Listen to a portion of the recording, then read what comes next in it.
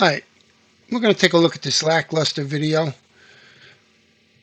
on the William McNeil Jr. incident.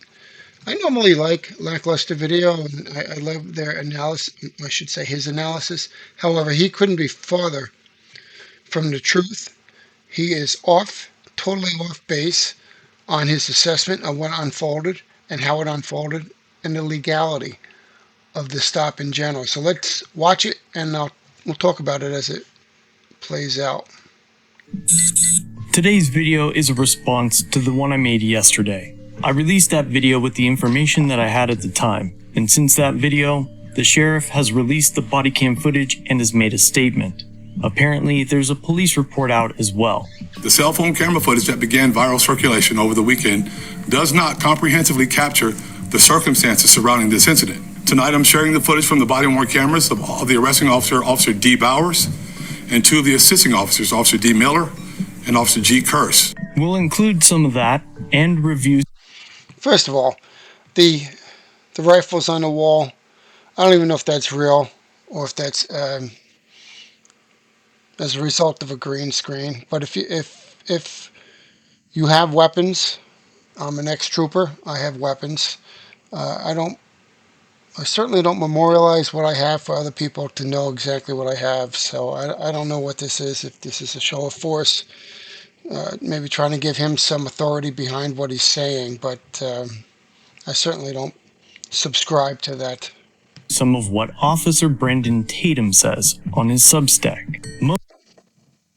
And Officer Tatum couldn't be any more accurate with his assessment on what unfolded than this gentleman here. Most of you know who he is and know that he can make some ridiculous claims, and in this case, it is no different. First, he claims that the full body cam has been released, and while most of the relevant footage has been posted, we have only been granted the opportunity to view the incident from a few angles that the sheriff's office decided to show. The currently available information and play the relevant body-worn camera. Second, Tatum puts in bold.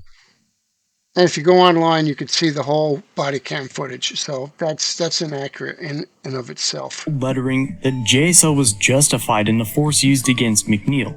He follows this statement by claiming that only the palm strike was being reviewed to determine whether it was in policy, and fails to mention the several other punches inflicted to McNeil despite agreeing to exit the vehicle. Step out now. All right. And placing his hands behind his back. Behind your back! I'm resisting! Hands behind your back! Within his defense of complete dog shit, he claims that nothing was criminal in the officer's actions. And sure, the DA hasn't filed criminal charges, but we expect the government to protect itself. The DA is often referred to as the county's top cop. No charges does not mean no criminal activity. Tatum correctly states that the law gives... Now, yes and no. I mean, this gentleman here would have everyone believing and that all public officials are corrupt. That is not the case. And the vast majority of police officers are not corrupt. Many of these incidents that you see from First Amendment auditors, which I fully support, by the way, I do believe that you should test people to make sure that they meet the standards, and many officers fall short of that standard. Some because of abuse of power, others because of ignorance and not being familiar with what they can and cannot do. That doesn't necessarily mean that's corruption. That's ineptitude. Gives officers discretion to use reasonable force during arrests, but incorrectly adds that that's what we saw in the video. So, before we watch... You watch this video. You know what? Policing is ugly at times, but sometimes you need to get ugly if you are a cop. In this incident, it doesn't look pretty, but sometimes you have to lay hands on people. And in this case, he had to lay hands on people. And the strikes to the face were in all likelihood necessary to get this individual to comply, because he was not complying. When an officer tells you to get on the ground, you get on the ground. If you don't get on the ground, then you're going to get some physical force coming your way. We used to call it disrupting the thought process in order to get that individual on the ground. From what I see of this incident, and you'll see as this video plays out, the body cam footage, force was reasonable. The videos, let's discuss what reasonable force is and when officers are lawfully allowed to use it. We can start with the first body cam of the deputy that initiated the stop and compare it to Tatum's assertions. He claims that McNeil's headlights were not on and that he was not wearing a seatbelt. But the suspended license and having marijuana are facts that were only revealed as a result of an unlawful traffic stop conducted by JSO. The probable cause, as stated by the deputy, was that his headlights weren't on. But again, the law states during any rain, smoke, or fog, none of which were present. And as Well, first of all, in the state of Florida, you don't need probable cause to effectuate a traffic stop. You need reasonable, articulable suspicion, which he had. And if you watch his body cam footage, you'll see raindrops on the vehicle. Clearly, it was misting, and I'm sure at one point it was actually raining. Certainly warranted having your headlights on. You can actually see the visibility in the body cam footage is fog-like, to say the least. to the claims of not wearing a seatbelt, the officer transmits over the radio that he didn't have any details about the occupant or occupants of the vehicle prior to McNeil opening his door. Yeah, Florida 24 Bravo Echo Charlie Whiskey on a silver Kia. I don't know occupants. These two facts eliminate all probable cause for the entire stop, which means everything that occurs after this moment was unlawful.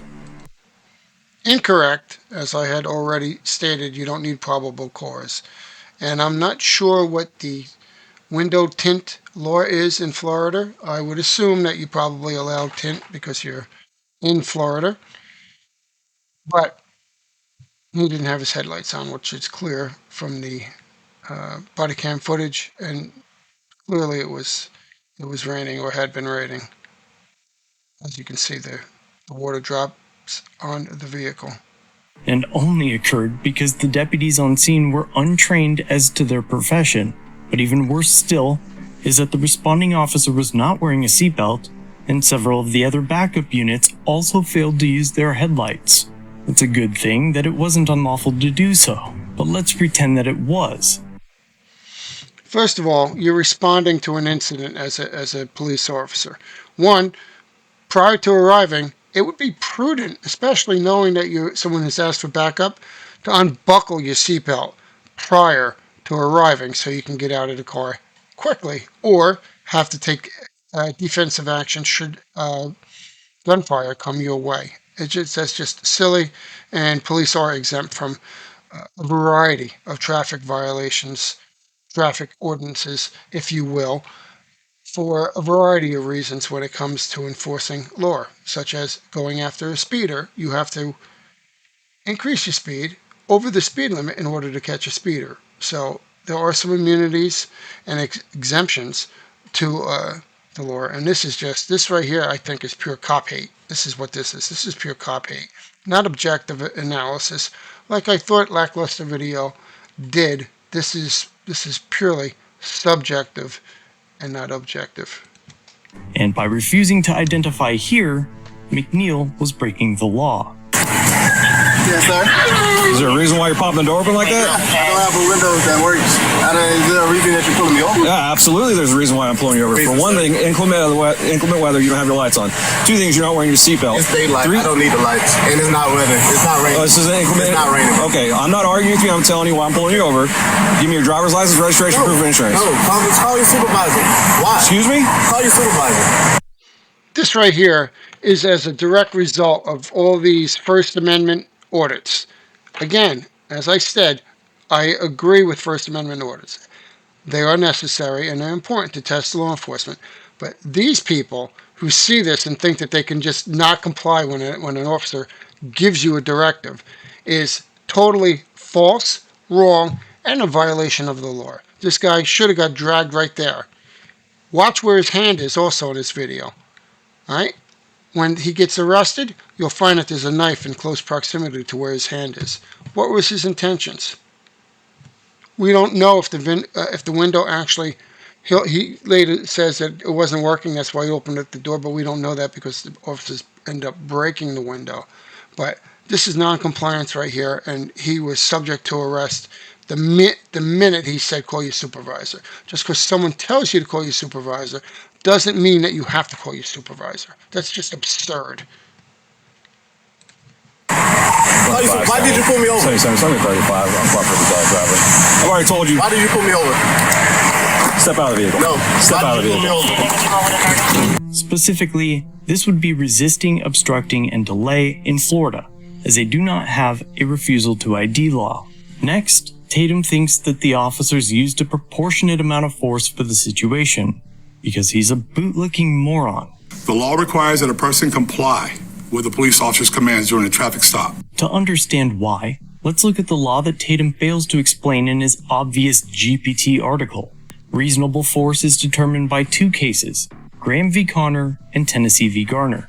Together, they've created use of force guidelines for law enforcement. First, the court must judge the officers based on the Fourth Amendment's objective reasonableness test. This requires officers to base their use of force on the totality of the facts and circumstances. Here, the entire case for the deputies fails immediately due to the insufficient probable cause. Again, you know what? I'm just going to skip this part because this right here is just, it's really skewed. This is totally inaccurate. Totally inaccurate. So why are we even going to listen to this BS? Let's get past this. Oh, and by the way, this is one complaint I have about law enforcement: is timidity is pervasive in law enforcement.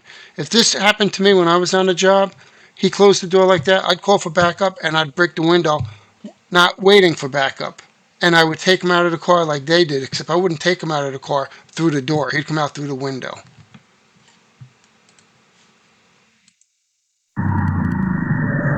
But despite Neil saying, "Don't punch me," No, don't touch me.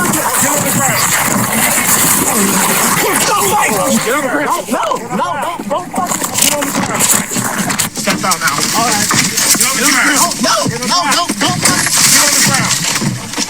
the records clerk added subtitles that read, "Don't touch me," Don't touch me. seconds before being punched a second, third,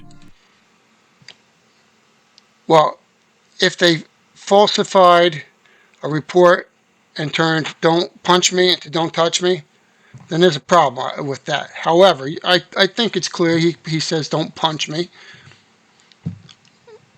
And just because someone tells you "don't punch me" doesn't mean that you have to listen to him. He's not in charge. They are in charge. They are exerting their authority. He's not complying. He's not going down. fourth, fifth, sixth, and seventh time. Behind your back! I'm resisting! Stand behind your back! The same clerk added "officer unintelligible" when the officer yells clearly, "Stop fighting," Stop fighting! before punching McNeil in the legs and lower body several times, though McNeil already had his hands behind his back despite being punched in the face twice, thrown to the ground, and having his face mashed into the pavement. After the incident, Deputy Bowers wrote in his incident report, "The suspect was reaching for the floorboard of the vehicle where a large knife was sitting." This was obviously written to... Was he reaching? His hand was no doubt in close proximity to that. Almost like, and maybe reminiscent of, an officer or a trooper who would have his hand, if he is suspecting some problems, close to his weapon. Was that what McNeil was doing? Was this creative report writing? Might be. So it could just be inaccurate report writing as well, or his interpretation of it. It's really not a faulty interpretation. If you're alone on the side of the road, and there's a guy acting like he's acting, with his hand in close proximity that you find out later to a weapon, yeah, maybe he was reaching for that weapon. Obfuscate the truth so idiots like Tatum would point and say, "See, had knife," and to justify what he already knew was excessive force. All you have to do is watch about 15 minutes of Tatum, and you realize he's not an idiot. He's very articulate and well-read. I don't know his level of education, but he's extremely, extremely intelligent. Because let's face it, if the officer didn't know that it was excessive force, why lie about it in the report? Soon after, McNeil was outside Because like I said, some officers are just idiots. They don't know their job. his car. Officers found a large, unsheathed, serrated knife on the driver's side floorboard. But the fact is, the deputy knew that the incident was being recorded from inside the vehicle, which clearly showed that McNeil never even so much as glanced towards the knife. Now, all you have to do is go back and look at how close his hand was to the floorboard.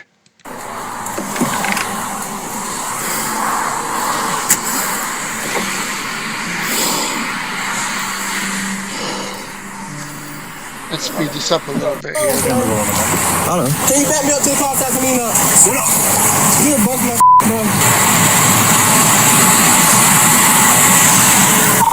25, so you can start rescue. And now, we're adding even more policy violations on top of the unlawful stop and excessive force.